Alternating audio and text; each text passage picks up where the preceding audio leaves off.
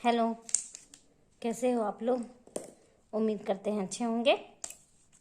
तो आज हम आप लोग के लिए लेके आए हैं एक्सरसाइज 5.2 एनसीईआरटी बुक का क्वेश्चन नंबर 2। क्वेश्चन नंबर 1 जो है हमने अपने पिछले वीडियो में कंप्लीट करवा दिया था। हमें उम्मीद है कि आपको समझ में भी आ गया होगा। तो चलते हैं आज क्वेश्चन नंबर 2 की ओर। तो देखिए क्वेश्चन नंबर 2 क्या है। निम्नलिखित में सही उत्तर चुनिए और उनका औचित्य कीजिए, मतलब कि टिक द करेक्ट है। ठीक है, तो एपी दिए हुए हैं, उसका ऑप्शन दिए हुए हैं। तो चलिए इसका हम लोग सॉल्व करते हैं। एपी इक्वल टू दिए हुए हैं 10, 7, 4, डॉट डॉट डॉट का 30वां पद। ठीक है, 30वां पद ये बोल दिया है, इसका मतलब यह क्या है, यह जो है यह एन है।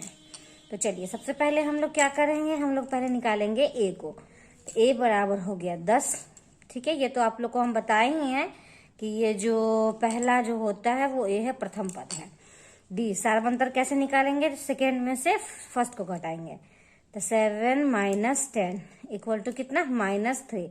एक और भी आप चेक कर सकते हो, तीसरा में से दूसरा को घटाइए, दोनों सेम आया, इसका मतलब डी बराबर क्या हो गया 3। ये 30वां पद दिया हुआ है, तो n इक्वल टू कितना 30। कोई दिक्कत नहीं है, इतना समझने में कोई दिक्कत नहीं है। तब अब इस प्रश्न को आप आसानी से हल कर सकते हैं। तो देखिए आसानी से कैसे हल करेंगे। तो an का फॉर्मूला क्या होता है, आप लोग को याद होगा, a plus n minus 1 into D. Value put कर दीजिए, a का मान हो गया 10 प्लस n का मान कितना है 30 माइनस 1 और डी बराबर हो गया -3। तो 10 प्लस 30 में से 1 गया तो 29 गुने -3। ठीक है, समझ में आ रहा है। तो 10 प्लस माइनस माइनस, इसको मल्टीप्लाई करते हैं, 9 3 27 का 7, हाथ से 2 3 7 8, 87। तो माइनस प्लस माइनस, -87 में से 10 को माइनस कीजिए, हो गया -77। इस प्रकार से जो हम ए एन को निकाल लिए हैं। तो अब हम यहाँ ऑप्शन देखेंगे, तो यहाँ देखिए 97, 77, -77, इसको हमने टिक कर दिया। ठीक है, तो अब चलते हैं हम इसका प्रश्न दूसरा में। इसका दूसरा भाग को हम लोग लेते हैं। तो दूसरा भाग को लेने के लिए दूसरा प्रश्न भी उतारना पड़ता है। तो ये हो गया आपका -3, -1/2, -2, डॉट डॉट डॉट का 11वां पद। सेम उसी प्रकार का प्रश्न है। तो चलिए देखते हैं। a इक्वल हो गया -3, d इक्वल टू सेकेंड पद में से पहला पद को माइनस करो, 1/2 -3।